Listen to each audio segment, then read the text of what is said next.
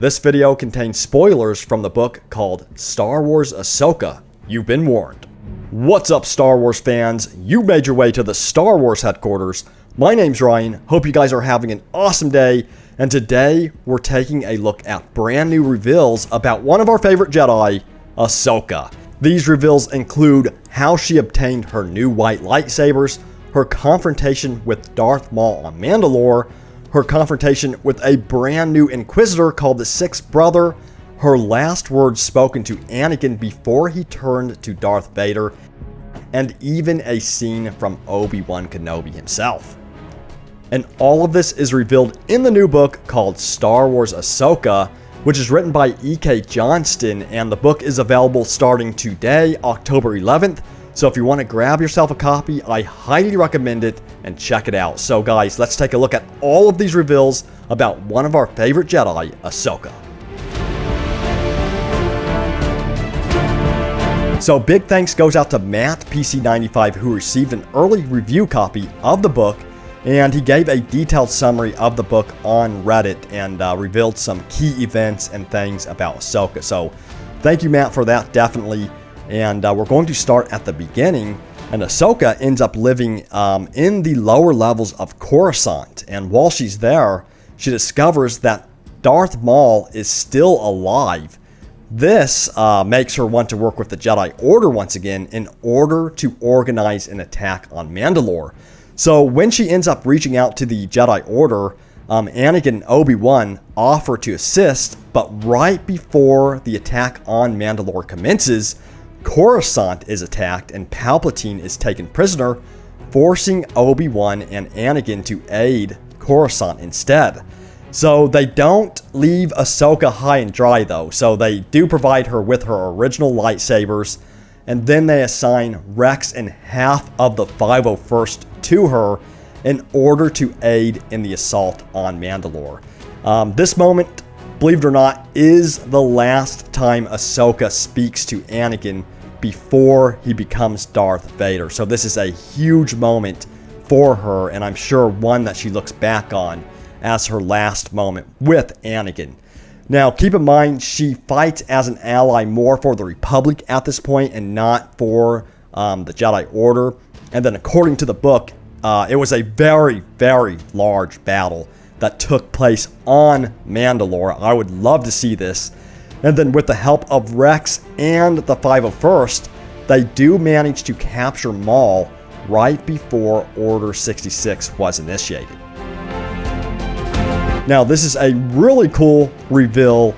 It was revealed that after Order 66, Rex made it look as if Ahsoka and himself had perished during Order 66. And he did this by putting his clone trooper armor on another dead clone trooper's body. And then they also ended up putting a marker on the grave explaining it was Rex's body and that here lie the body of the clone that had killed Ahsoka. So then Ahsoka decided to leave her lightsabers on the body of the dead clone to make sure and really solidify that the story is true and without question that she and Rex were both dead. So then Ahsoka and Rex decide to split up, and Ahsoka eventually arrives on the planet Thebesca, where she then ends up selling her ship and becomes a mechanic for a guy named Farty. So she went from a Jedi to a mechanic after Order 66, and then she renames herself to Ashla to cover up her real identity.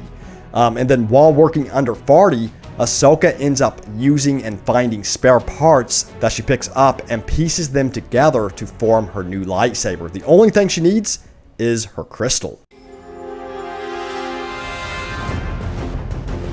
And this is where the new character comes in, which is actually a new Inquisitor never seen before. His name is the Sixth Brother. And what's interesting about him is that he appears to be an unknown species. So he has gray skin, piercing blue eyes, and it's said that he does have some scars on his face. And I can already hear the Snoke theories pouring in. A lot of people are already theorizing about this Inquisitor, the Sixth Brother, being Snoke, because his description is very similar to what Snoke looks like with the gray skin and the scar. So leave a comment below if you guys have any comments on this about the sixth brother possibly being Snoke. Now, Ahsoka does notice that the Inquisitor's lightsaber crystal feels very familiar and believes that this crystal could come from the Jedi Temple after Palpatine had raided it during Order 66. So the Inquisitor actually bent this crystal to his will, causing it to bleed a red color as described in the book. Because of course, if this crystal was in the Jedi Temple, it was not meant for him, so he had to bend it to his will and make the crystal bleed, if you will, causing that red lightsaber color. Now, Ahsoka would end up battling the sixth brother and crack his lightsaber crystal, causing it to explode, in turn killing him in the process. She also noticed that he appeared to be very inexperienced against Jedi, swinging his lightsaber wildly, and this kind of indicates that maybe the Inquisitors are not as skilled as originally thought. Now, the crystals were in fact the ones that had called to her and were meant to be hers. So using the Force, she then restores her crystals and creates her new lightsaber, which emits a white glow. She explains that the white color resembles a crystal that had been restored. So there you go, it has been revealed how she obtained her brand new white lightsabers. A very cool backstory there, and it's pretty cool to see how it all came to pass. And at one point during the book, Ahsoka meets up with Bail Organa, who is trying to form the foundation for the rebellion, and she suggests to him that an intelligence group should be formed to help determine where the rebellion needs help the most. So right now, she recognizes that there's a communication breakdown within the rebellion and that this needs to be improved. So she then goes on to recommend she operates under the codename Fulcrum, and Organa agrees. So this is how she got the name Fulcrum, but the question is, who is the new Fulcrum in Season 3 now that Ahsoka is no longer the Fulcrum? A lot of you guys are thinking it could be Agent Kallus, but we'll have to see. Leave a comment below if you have a prediction on who the new Fulcrum could be.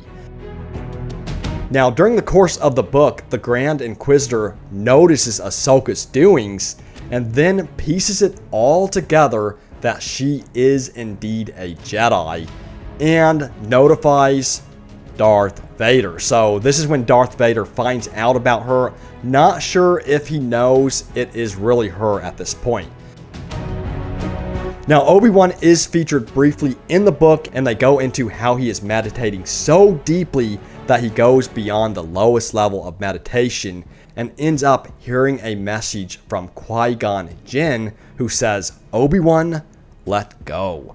So a lot of really cool stuff in this book, definitely worth getting if you have not already.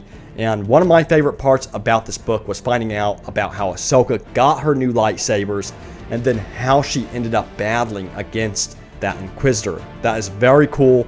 And I'm not sure what you guys think about the Inquisitor, the sixth brother, but do you think he could be Snoke? Leave a comment below. Let me know what you think. I would love to hear your opinions on that.